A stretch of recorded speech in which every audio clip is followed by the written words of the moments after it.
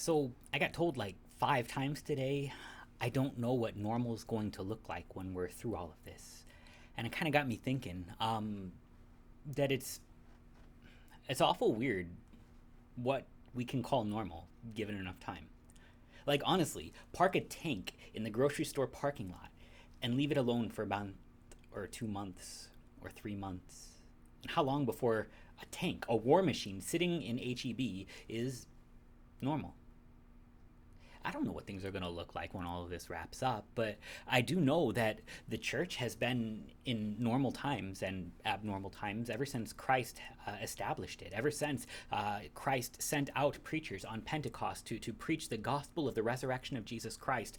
Normal changed because now we are normed, we are made normal by what God has given to us in His Word and sacraments. When we talk about normal, what we always sort of imagine is what it was like when we grew up, but it's not that way anymore.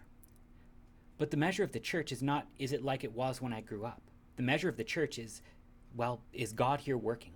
Is God preaching? Is God giving his gifts in the sacraments of baptism and the Lord's Supper? Is God promising to raise the dead on the last day? Is Christ still the victor over death?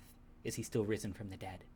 If you want to define normal by what you remember in the past, it's always going to be weird because the past is in the past.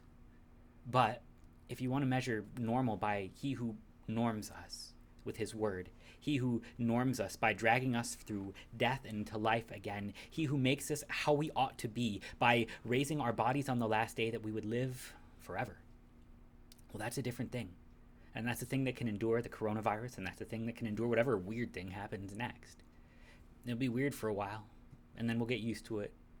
But in all of it, normal.